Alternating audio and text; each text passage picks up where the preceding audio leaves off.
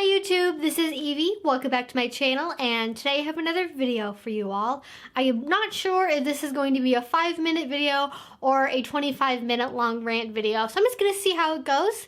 And this is something I have been kind of stewing on for the last few days after I've been reading a lot of posts on FetLife. For those of you who are not familiar with the current situation on FetLife and in the online BDSM community writ large, it's basically a complete shitstorm of allegations of abuse, of non-consent, of rape, of a bunch of other really terrible allegations about some people that are very big in the national scene, as well as a lot of people even in my sort of local tri-state area, if you will, having some pretty unsavory allegations against them. It's very much what has been going on in the vanilla community as well, just society in general, dealing with the Time's Up and the Me Too movement and people in power abusing their authority. And the BDSM community is really no different in that regard. We have apparently had a lot of issues with people in positions of power not abusing that power, even though in BDSM we do take so much care to talk about how important consent is and negotiation is and Safewords and all the tools that we try to give people to create safer, better scenes. And people in power just use and abuse that to try and get around a lot of times the things that they teach and preach in their own classes and in their own books. And it's just been awful. And honestly, I would talk about it more, but it's exhausting, and there's so many different people's stories that I would need to talk about and so many people's information that I would have to share that I don't necessarily want to bring out specifically online even more than it already is. I think it's something that is probably good to keep on FetLife, if only for the sake of the privacy of everybody involved, both the abusers and the survivors and the victims and people who are just helping to share stories. So I'm not going to get into any specifics in this particular video, but what I would like to talk about is one of the ramifications and one of the conversations that's been going on a lot as a result of all of these allegations is the conversation around Safewords and using plain English communication. I've talked a lot about Safewords on this channel already. I've talked about consent and negotiation a lot, and I would eventually like to start doing more in-depth discussion of topics that require a more in-depth baseline of those specific, basic 101 ideas, but I really want to make sure that I'm getting as much of these points across as I can before I dive into things like consensual non-consent and rape play and things like that, because I would like to talk about them, but especially with the way that the community has been going, I really want to make sure that everybody has a solid foundation in the underlying ideas of good consensual kink practices before I really get into that. But anyways, what I want to discuss is, again, one of the conversations that has happened as a result of the larger conversation around people who are abusing their power. Most oftentimes as dominants, I have yet to hear personally of a situation where the person perpetrating the abuse was a submissive. I'm not saying it's impossible, but the premise is more or less around people not stopping until they hear red, and what happens when you're not playing with safe words, and can you rely on plain English communication? Should we rely on plain English communication? In the previous video I did, I think probably a couple months ago now, where I talked about using safe words, I did very much say that you cannot rely on plain English communication, and the reason for that is that BDSM is a very ambiguous activity in terms of hearing words like no, please, stop, don't, don't touch me there, please stop, it's hurting, ow, things that would typically in the vanilla world be more than enough reason to at least pause the situation, if not just outright stop and completely separate. Those are completely normal phrases to hear in a BDSM scene, and that has generally been acknowledged, the idea that you can't and shouldn't rely on plain English communication to stop a scene. But where I think the issue lies is not just in when people say no, stop, don't, etc., those words that would be used a lot in scenes that can mean any of a number of different things and probably don't mean stop or don't for a lot of people. It's just something that submissives say because that is just what their body compulsively wants them to say when they're experiencing pain. It's just part of how people process pain a lot of the times. But there's a difference between that type of plain English communication and the type of communication, and I think regardless of the context of the scene, that we should be teaching people how to say, and more importantly, how to respect. Because safe words are there to be the final result. And this is how I personally conceive of safe words. This is how I personally feel about it. There are people who set up scenes specifically to go until the other party says red, and that's perfectly fine. It's something that my own partner does. But for me, when I am playing, the safe words are the emergency brake. They are not the goal. They are something I hope I never have to use in a scene, which can lead to problems around people wanting to say their safe word, which is how a lot of these problems come into play, because not only do you have people who don't know how to respect plain English communication, you have people who are also shaming people for using their safe words, be that as a submissive, a bottom, a top, in a long-term relationship, or for pickup play. It's seen as a shameful thing. It means that you couldn't go far enough. You couldn't do enough. You couldn't push yourself the way the top or dominant wanted to. You had to quit, and being a quitter is awful. When that's really not the case. The safe word, again, is the emergency brake. It's there if something happens that you're not expecting, if something bad happens that you need to stop the scene. And I definitely think anybody who is hearing a red from a partner or hearing a safe word from a partner and they're not stopping, that is completely 100% totally abuse. Absolutely no ifs, ands, or buts in that particular situation. If you have negotiated that red is your safe word and your partner says red and you do not stop, you are an abuser.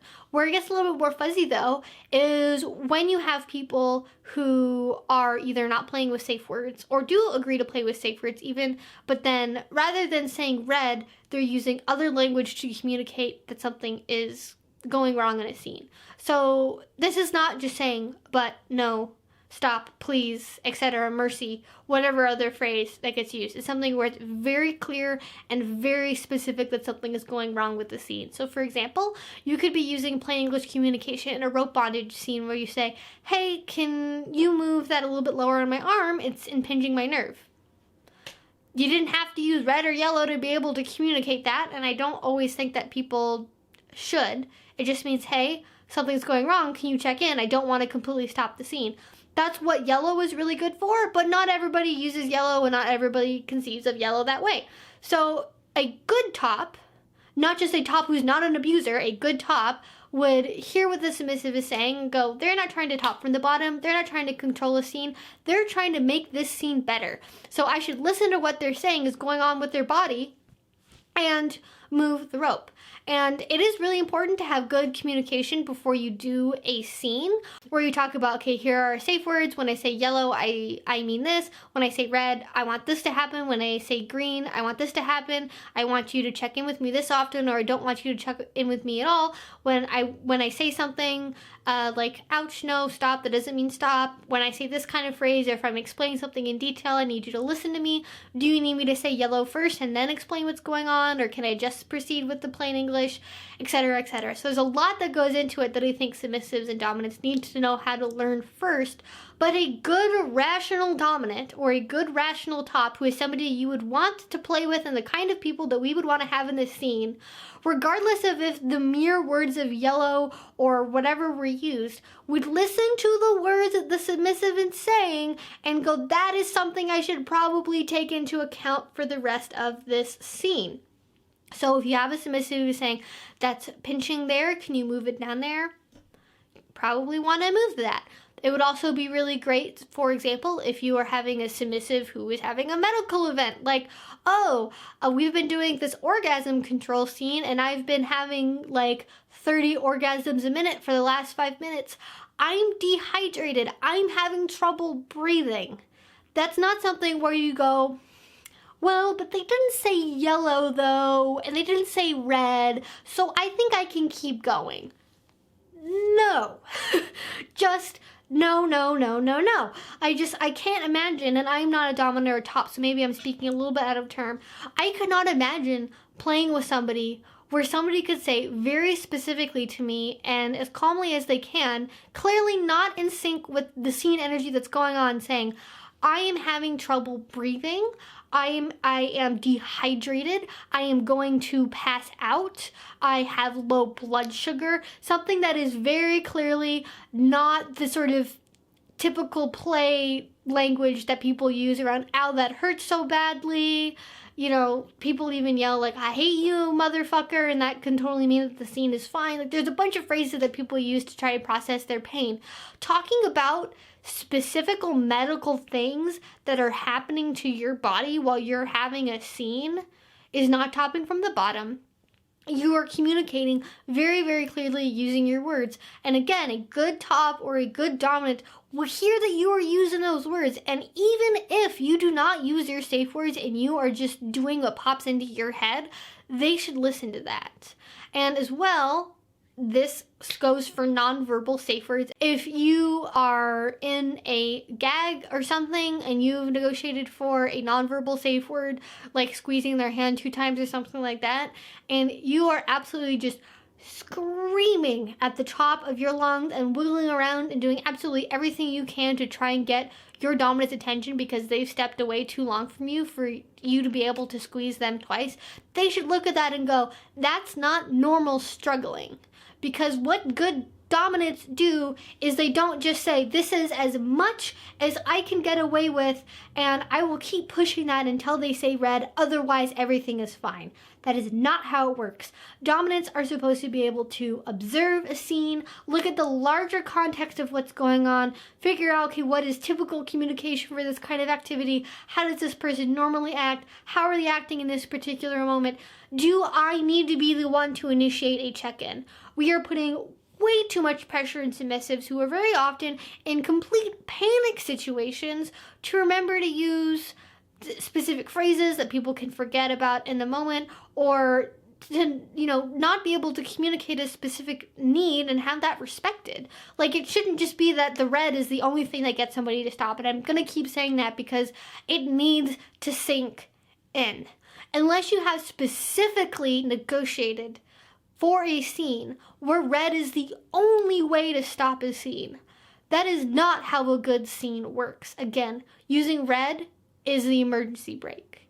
It is not something, it's not your steering wheel, it's the emergency brake. You need to know how to drive without having to use the emergency brake to park your car. You need to know how to have a scene where it doesn't end with a safe word. You need to have a scene that continues safely. You need to know how to be able to listen to the responses of your submissives and the general environment and the energy. And I know it sounds like so much work, and why do we have safe words if we need to do all of this stuff? Again, that is why we have emergency brakes.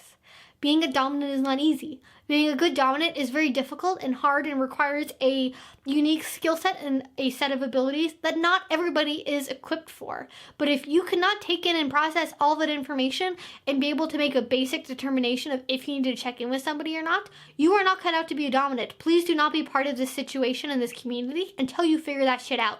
Please. I don't think there's any excuse for it. It's just basic common human decency. It would be the exact same situation if it was a sexual encounter. It's the same thing where if you were having a sexual encounter with somebody and you go as far as you can until somebody is screaming no at you. You need to know how to receive and look for nonverbal communication or communication that is abnormal for the situation. If you are having somebody who is constantly shifting their body away from you, not making eye contact, mumbling, not speaking up for themselves, just feeling like they're not into it, don't proceed with the situation. It's not about getting as much as you can get, it's about creating a mutually enjoyable experience for all parties involved, not just you, the dominant. And I know I've kind of ranted a bit in this video, and ultimately the point that I would like to make here is to encourage submissives to negotiate for scenes very, very clearly. Like, write it all down if you have to, honestly. But make sure that you know and that your partner knows exactly what safe words mean and how they're going to be used in the scene. Because you don't want to put yourself in a situation where you're playing with somebody who only ever parks the car with an emergency brake. You need to know how to communicate that you would like to use plain English, or if you use certain phrases, to check in with that. basically both parties need to know how to use red and yellow and what those mean, how to check in with each other, how much plain English is going to be accepted, what typical body language would be, and make sure that they know that. And this is why playing in public is so valuable. Because if you're in a situation where you're flailing, you're doing all sorts of like very clearly uncomfortable nonverbal communication that you don't want to continue the thing that's happening to happen, a DM will check up on you. If you know what the house safe word is, use that. Because even if you can't stop your own scene or the dominant isn't listening to you or checking in, a trusted friend or a dominant who's in that public space will probably step in for you, or at least they should. Not all communities are that great about it, especially as we have learned in the last couple of weeks and months. I know personally of some local venues that were using previous DM teams that will not be used anymore because they were abusing their own power, which is a completely different conversation. But having a DM around who is also like the dominant supposed to be trained to look out for situations that are not going well and situations that need to be checked in on is another level of security that I think can be really reassuring and something that we need to have. There's a reason why those things exist, and when you can, I would definitely encourage you to take advantage of that. And ultimately what I would say as well on top of all of this, because I think this is really another level of this situation, is we need to encourage people to use their safe words positively. If somebody believes that them calling red or yellow will have them ostracized, they will lose stature, they will no longer be able to play with that particular person, that's wrong. Safe words are there for the safety of the parties involved. They shouldn't be something that's shameful to use. It's something that should be positive and encouraged, and something that people are looked on with respect for using as opposed to looked down on for using. I think that's what prevents a lot of people from saying it, because it is a last resort and they don't want to get a bad reputation for using it. And there's just, there's so many there's so many issues that are surrounding this one particular thought in this one particular conversation. I'd really love to know what you guys think about this. If you have any questions or things I could clarify, really do let me know down in the comment section below. I would love to be able to continue this conversation and help everybody be able to make better scenes for themselves. Really, that's what my goal is here to do. So please do check that out. If you guys want to know more about safe words, negotiation, consent, all of that stuff, I will leave links to my videos on those particular subjects down in the description box, as well as links to my social media if you want to get in contact on there. If you like this video and you want to support this channel, I do highly recommend, one, that you subscribe if you want to see more from me, and two, that you check out my Patreon. That is what allows me to be able to make these videos. That is what allows me to be able to have things like a camera and lighting and all that stuff. So if you could check that out, I would be very, very grateful. Again, thank you guys so much, and until I see you again, hope you get rest of your day and a great rest of your week. Bye-bye.